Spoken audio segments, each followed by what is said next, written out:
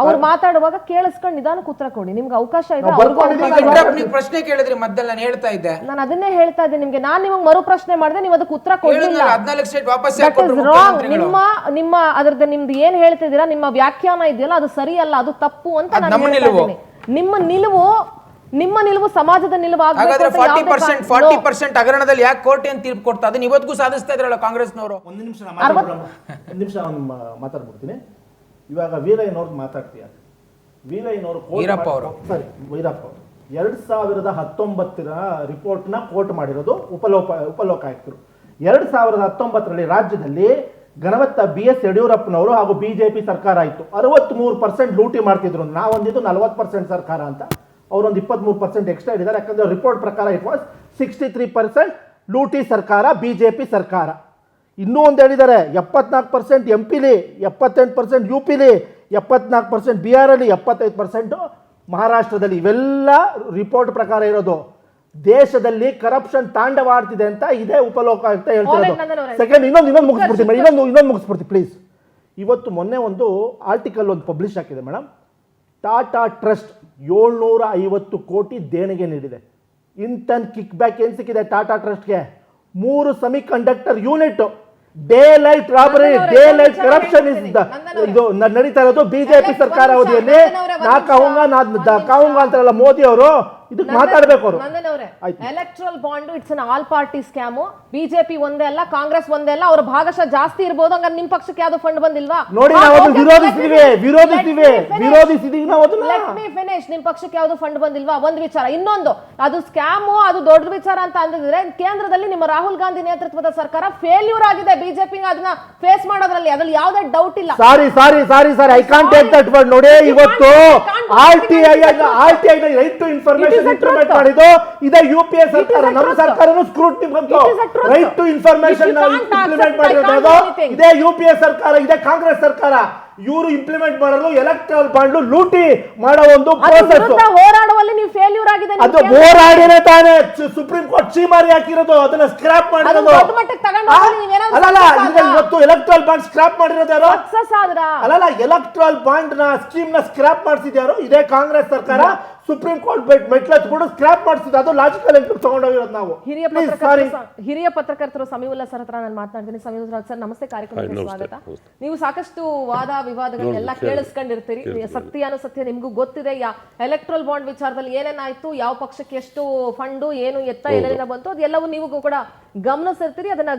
ಅದ್ರ ಬಗ್ಗೆ ಚರ್ಚೆನೂ ಕೂಡ ಮಾಡಿದೀವಿ ನಾವು ಹಲವಾರು ಬಾರಿ ಈ ಹಿಂದೆ. ಸರ್, ಈಗ ಅಧಿವೇಶನದ ವಿಚಾರಕ್ಕೆ ವಾಪಸ್ ನಾವು ಬರೋದಾದ್ರೆ, ಪ್ರತಿ ವರ್ಷ ಬೆಳಗಾವಿಯಲ್ಲಿ ಅಧಿವೇಶನ ಆಗುತ್ತೆ ಸರ್. ಕಳೆದ ಬಾರಿ ಒಂದು 15.30 ಕೋಟಿ ಖರ್ಚು ಮಾಡಿದ್ರು. ಈ ಸಲ ಒಂದು 5.70 ಕೋಟಿ ಜಾಸ್ತಿ ಆಗ್ತದೆ. 21 ಕೋಟಿ ಅಂದಾಜು ವೆಚ್ಚ ಈ ಸಲ ಅಂತ ಅಂದ್ಕೊಂಡಿದ್ದಾರೆ. 21 ಜೊತೆ ಇನ್ನೂ 1-2 ಕೋಟಿ ಜಾಸ್ತಿ ಆಗಿ 22 ಕೋಟಿ ಖರ್ಚು ಮಾಡಿದ್ರು ಚಿಂತೆ ಇಲ್ಲ ಸರ್. ಆದ್ರೆ ಅಲ್ಲಿ ಪ್ರಯೋಜನ ಏನು? ಅಧಿವೇಶನದ ಅಜೆಂಡಾ ನಿಜವಾಗ್ಲೂ ವರ್ಕೌಟ್ ಆಗ್ತಿದ್ಯಾ? ವಿಪಕ್ಷಗಳು ಕಳೆದ ಬಾರಿ ಏನ್ ಮಾಡಿದ್ವು, ಆಡಳಿತ ಪಕ್ಷ ಏನ್ ಮಾಡ್ತು? ಇಡೀ ಸರ್ಕಾರದ ಯಂತ್ರ, ಆಡಳಿತ ಯಂತ್ರನೇ ಒಂದು ಕಡೆಗೆ ಶಿಫ್ಟ್ ಆದಾಗ, ಒಂದು ಪೆನ್ನು, ಒಂದು ಪೇಪರ್, ಒಂದು ವೈಟ್ನರ್ ಇಂದ ಹಿಡಿದು ಎಲ್ಲಾನು ಶಿಫ್ಟ್ ಆಗ್ಬೇಕು ಅಂದಾಗ ಅದಕ್ಕೆ ಅಷ್ಟೇ ಎಫರ್ಟ್ಸ್ ಇರುತ್ತೆ, ಸಿಬ್ಬಂದಿ ಎಫರ್ಟ್ಸ್ ಇರುತ್ತೆ. ಪೊಲೀಸರಿಗೆ ತಿನ್ನಕ್ಕೆ ಸರಿಯಾಗಿ ಅವಕಾಶ ಇರಲ್ಲ, ಮಲಗಕ್ ಜಾಗ ಇರಲ್ಲ, ವ್ಯವಸ್ಥೆ ಇರಲ್ಲ. ಇವರೆಲ್ಲ ಐಷಾರಾಮಿ ಹೋಟ್ಲುಗಳಲ್ಲಿ ಇರ್ತಾರೆ. ಆದರೆ ಉತ್ತರ ಕರ್ನಾಟಕ ಭಾಗದ ಸಮಸ್ಯೆಗಳಿಗೆ ಒಂದು ಪರಿಹಾರ ಕೊಡಬೇಕು ಅನ್ನುವಂಥ ನಿಟ್ಟಿನಲ್ಲೇ ಸುವರ್ಣಸೌಧದಲ್ಲಿ ಅಧಿವೇಶನಗಳನ್ನು ಆರಂಭ ಮಾಡಿದ್ರು. ಆ ಪರ್ಪಸ್ ಸರ್ವ್ ಆಗ್ತಾ ಇಲ್ಲ. ಪರ್ಪಸ್ ಸರ್ವ್ ಆಗಲ್ಲ. 2 ಉದಾಹರಣೆಗಳನ್ನ ನಾನಿಲ್ಲಿ ಕೊಡೋದಕ್ಕೆ ಬಯಸ್ತೇನೆ. ಒಂದು ಕಬ್ಬು, ಇನ್ನೊಂದು ಮೆಕ್ಕೆಜೋಳ, ಇನ್ನೊಂದು ಕೃಷ್ಣಾ ಮೇಲ್ದಂಡೆ ಯೋಜನೆಗೆ ಸಂಬಂಧಪಟ್ಟಂತೆ ಕೃಷ್ಣಾ 2ನೇ ಕಮಿಷನ್ ನೋಟಿಫಿಕೇಶನ್ ಬಂದಿಲ್ಲ. ಇನ್ನು 2ನೇ ಕಮಿಷನ್ ರಿಪೋರ್ಟ್ ಸಬ್ಮಿಟ್ ಆದ್ರೂ ಕೂಡ ಸೆಂಟ್ರಲ್ ಗೌರ್ಮೆಂಟ್ ನೋಟಿಫಿಕೇಶನ್ ಬಂದಿಲ್ಲ. ಈ ಅಧಿವೇಶನವನ್ನು ಎದುರಿಸೋದಕ್ಕೆ ಸಿದ್ಧತೆಗಳನ್ನ ಮಾಡ್ಕೋಬೇಕಿತ್ತು.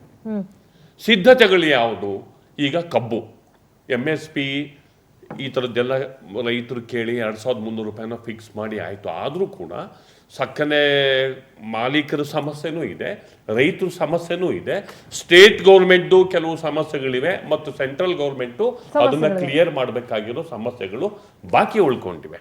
ಹೀಗಾಗಿ ಅಧಿವೇಶನ ಎದುರಿಸುವ ಮುನ್ನ ಕೇಂದ್ರ ಸರ್ಕಾರದ ಜೊತೆಗೆ ಕೇಂದ್ರ ಸರ್ಕಾರದ ಸಚಿವರ ಜೊತೆ ರಾಜ್ಯ ಸರ್ಕಾರ ಚರ್ಚೆ ನಡೆಸಿ ಎಂಪಿಗಳದ್ದು ಡೆಲಿಗೇಷನ್ ಹೋಗಿ ಎಂಪಿಗಳ ಜೊತೆ ಚರ್ಚೆ ನಡೆಸಿ ಒಂದು ಆಲ್ ಪಾರ್ಟಿ ಮೀಟಿಂಗನ್ನು ನಡೆಸಿ ಅದಾದ ಬಳಿಕ ಅಧಿವೇಶನದಲ್ಲಿ ಉತ್ತರ ಕೊಡೋದಕ್ಕೆ ಸರ್ಕಾರ ಸಿದ್ಧತೆಗಳನ್ನ ಮಾಡ್ಕೋಬೇಕು. ಎಲ್ಲಿ ಸರ್ ಇವ್ರು ಬ್ರೇಕ್ಫಾಸ್ಟ್ ಅಲ್ಲಿ ಬಿಸಿ ಆಗಿದ್ರಲ್ಲ ಸರ್?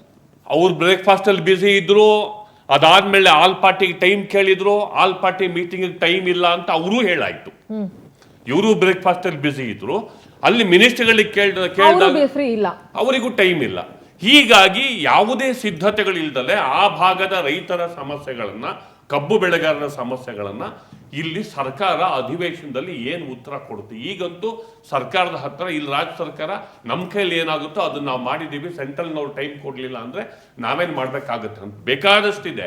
ಒಂದು, ಸಕ್ಕರೆ ಕಾರ್ಖಾನೆ ಉತ್ಪಾದನೆ ಮಾಡುವ ಕರೆಂಟಿಗೆ ರೇಟ್ ರಿವಿಷನ್ ಮಾಡೋದು. ಎರಡನೇದು ಎಥನಾಲ್ ಸಮಸ್ಯೆ ಇದೆ. ಮೂರನೇದು ಸ್ಪಿರಿಟ್ ಸಮಸ್ಯೆ ಇದೆ. ನಾಲ್ಕನೇದು ರೈತರದ್ದು ಕೆಲವು ಕಾರ್ಖಾನೆಗಳು 2300 ರೂಪಾಯಿ ನಾವು ಕೊಡಲ್ಲ ಅಂತ ಹೇಳ್ತಿದ್ದಾರೆ. ಆಯ್ತಾ, ಕೊಡಲ್ಲ ಅಂತ ಹೇಳ್ತಿರೋರಲ್ಲಿ ಬಿಜೆಪಿ ಮಾಲೀಕತ್ವದ ಸಕ್ಕರೆ ಫ್ಯಾಕ್ಟರಿಗಳು ಇದಾವೆ. ಅಂದ್ರೆ ರಾಜಕಾರಣಕ್ಕೆ ಬಂದಾಗ ಒಂದ್ ನಿಲುವು ಕಾಂಗ್ರೆಸ್ನವರು ಇದ್ದಾರೆ.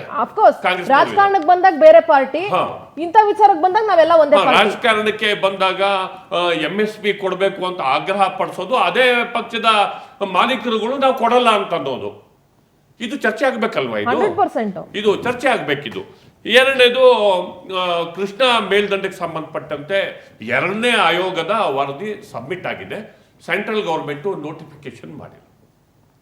ನೋಟಿಫಿಕೇಶನ್ ಮಾಡಿದರೆ ನಾವು ನಾರಾಯಣಪುರ ಡ್ಯಾಮಿನ ಎತ್ತರವನ್ನು ನಾವು ಎತ್ತರ ಮಾಡಬೇಕಾಗಿದೆ, ನೀರು ಸಂಗ್ರಹ ಮಾಡಬೇಕಾಗಿದೆ.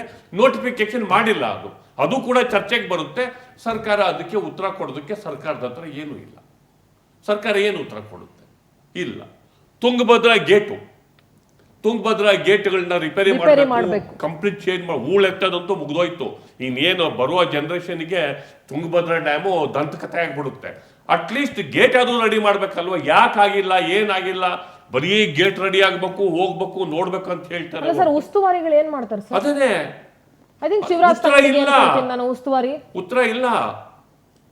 ಉತ್ತರ ಇಲ್ಲ. ಪ್ರಿಪರೇಷನ್ ಆಗ್ಬೇಕಲ್ವಾ? ಇಲ್ಲ. ಏನೋ ಒಂದು ಹಾರ್ಕೆ ಉತ್ತರ ಕೊಡೋದು, ಏನೋ ಆ ಮೂಮೆಂಟ್ ಅಲ್ಲಿ ಒಂದು ಉತ್ತರ ಕೊಡೋದು ಅಷ್ಟೇ. ಹೇಳಿ ನಂದನ್ ಅವರೇ. ಇದು ತುಂಗಭದ್ರಾ ಮಾತಾಡಿದ್ರಿ. ಎರಡನೇ ಬೆಳೆಗೆ ನಾವು ಆ ಭಾಗಕ್ಕೆ ರೈತರಿಗೆ ನೀರು ಕೊಡ್ತಾ ಇಲ್ಲ. ಈ ಟೈಮಲ್ಲಿ ನಾವು ರಿಪೇರಿ ಮಾಡ್ತಾ ಇದ್ದೀವಿ. ರೈತರಿಗೆ ಅದನ್ನೇ ಕನ್ವಿನ್ ಮಾಡಿದ್ದೀವಿ.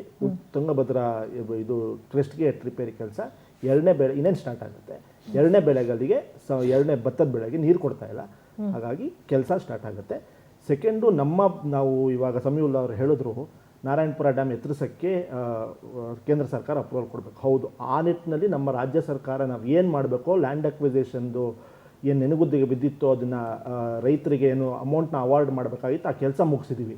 ನೆಕ್ಸ್ಟು ಅವ್ರು ನೋಟಿಫಿಕೇಷನ್ ಹೊರಡಿಸ್ಬಿಟ್ಟು ಬರಬೇಕು. ನಮ್ಮ BJP ಸ್ನೇಹಿತರು ರಾಜ್ಯದಲ್ಲಿ ಅಭಿವೃದ್ಧಿ ನಿಂತೋಗಿದೆ ಅಂತ ಮಾತಾಡ್ತಿದ್ದಾರೆ. ಇವತ್ತು ಬೆಳಗ್ಗೆ ಬಸವ ಕಲ್ಯಾಣದ BJP ಶಾಸಕರು ಒಂದು ಪೋಸ್ಟ್ ಮಾಡಿದ್ದಾರೆ. Madam, I want to show you ಅವರೇ ಗುದ್ಲಿ ಪೂಜೆ ಮಾಡ್ತಾ ಇರೋದು. ಅಲ್ಲಲ್ಲ, ದಯವಿಟ್ಟು ನೋಡಿ, ದಯವಿಟ್ಟು ನೋಡಿ. ಶರಣು ಸಲ್ಗಾರ್ ಅವರು ಒಂದು ಫೇಸ್ಬುಕ್ಕಲ್ಲಿ ಪೋಸ್ಟ್ ಮಾಡಿದ್ದಾರೆ.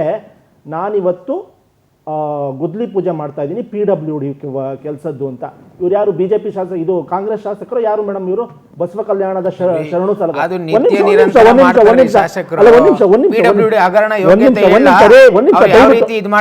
ನೋಡಿ, ಇದೇ BJP ಅವ್ರದ್ದು. ನನಗೆ ಸುಳ್ಳು ಹೇಳುದು, ನಿಜ ಹೇಳಕ್ ಬಂದ್ರೆ ಇವರು ಅಲ್ಲ, ಸುಳ್ಳು ನಿಜ ತೋರ್ಸಕ್ ಬಂದಾಗ ಅವ್ರದ್ದು ಒಂದು ಮಕವಾಡ ಬಯಲ್ ಮಾಡಕ್ ಬರ್ತಿರ್ಬೇಕಾದ್ರೆ ಶಾಸಕರೇ ಅಲ್ವೇನ್ರಿ? ಖಂಡಿತವಾಗ್ಲೂ ಇಲ್ಲ ಅಂತ ಹೇಳ್ತಿಲ್ಲ. ಅಲ್ಲಲ್ಲ, ಎಲ್ಲ ಕಡೆ ಮಾಡೇ ಮಾಡ್ತಾರಲ್ಲ, ಸ್ವಾಭಾವಿಕ. ಅದು ಸ್ವಾಭಾವಿಕ ಅಂದ್ರೆ ಯಾವುದು ಅಸ್ವಾಭಾವಿಕ? ಯಾವುದು? ಹಾಗಾದ್ರೆ ಗುಂಡಿ ಯಾಕೆ ಮುಚ್ತಾ ಇಲ್ಲ ಮೇಡಮ್? ಹಾಗಾದ್ರೆ ಗುಂಡಿ ಯಾಕೆ ಮುಚ್ತಾ ಇಲ್ಲ? ಹೇಳಿ, ಅದಕ್ಕೆ ಎಷ್ಟು ಗುಂಡಿ ಇತ್ತು ಗೊತ್ತಾ ನಿಮ್ಗೆ? ಹೇಳಿ, ಗುಂಡಿ ಎಷ್ಟಿತ್ತು ಹೇಳಿ. ಈ ತರ ಸಮಸ್ಯೆ ಇರಲಿಲ್ಲ. ಈ ತರ ಸಮಸ್ಯೆ ಇರಲಿಲ್ಲ. ಈ ತರ ಇರ್ಲಿಲ್ಲ ಬಿಡಿ. ಇಷ್ಟು ಮೊನ್ನೆ ರಿಪೋರ್ಟ್ ಬಂದಿದೆ, 715 ಸಾವುಗಳಾಗಿದೆ. ಗೊತ್ತಿದೆ. ಥೂ ಅಂತ ಉಗಿತಾರೆ ಜನ, BJPಗೂ ಕಾಂಗ್ರೆಸ್ಗೂ. ಯಾರು ಉಗಿತಾ ಇದಾರೆ ಗೊತ್ತಿದೆ. ನೋಡಿ ಮೇಡಮ್, ಇನ್ನೊಂದು ಹೇಳ್ಬಿಡ್ತೀನಿ. ನಾಳೆ CM ಉಪಮುಖ್ಯಮಂತ್ರಿಗಳು ಹಾಸನಕ್ಕೆ ಹೋಗ್ತಿದ್ದಾರೆ ಒಂದು ಇನಾಗ್ರೇಷನ್ ಇದು ಮಾಡಕ್ಕೆ, ಒಂದು ಗುದ್ಲಿ ಪೂಜೆ ಮಾಡಕ್ಕೆ. ಅಲ್ಲಿ ಇರೋದು ಒಬ್ಬರು ನಮ್ಮ ಶಾಸಕರು. ಯಾರು? ಕಾಂಗ್ರೆಸ್ ಶಾಸಕರು. ಅದು ಸರ್ವತೋಮುಖ ಅಭಿವೃದ್ಧಿ ಅಲ್ವಾ ಮೇಡಮ್? 2,000 ಕೋಟಿ ಅಭಿವೃದ್ಧಿ ಯೋಜನೆಗೆ ನಾಳೆ ಚಾಲನೆ ಕೊಡ್ತಿರೋದು. ಅಲ್ಲ ಅಲ್ಲ ಇನ್ನೊಂದು ಅಭಿವೃದ್ಧಿ ಆಗ್ತಿರೋದು. ಇಷ್ಟಾದ್ರೂ ಮಾಡಿಲ್ಲ ಅಂದ್ರೆ ಸರ್ಕಾರ ಅಲ್ಲ ನೋಡಿ ಏನು ಆಗ್ತಿರೋ ಸತ್ತೋಗಿದೆ ಅಂತ ಉಳಿಸ್ಕೊಳ್ಳೋಕ್ಕಾದ್ರೂ ಅಲ್ಲ ಇಷ್ಟು ನೋಡಿ ಮಾಡ್ಬೇಕು. ಸತ್ತೋಗಿದೆ ಅಂತಿರಲ್ಲ ಅದಕ್ಕೆ ಉತ್ತರ ಕೊಡ್ತಾ ಇದೀನಿ. ಮೊನ್ನೆ ಕಳೆದ ವಾರ ಅಟ್ಲೀಸ್ಟ್ ಒಬ್ಬ ಶಾಸಕನ ಆಯ್ಕೆ ಮಾಡಿರಕ್ಕಾದ್ರೂ ನೀವು ಅಷ್ಟು ಅಲ್ಲ ಮಾಡ್ಬೇಕು. ನೋಡಿ ಸ್ಥಾಪನೆ ಶಂಕುಸ್ಥಾಪನೆ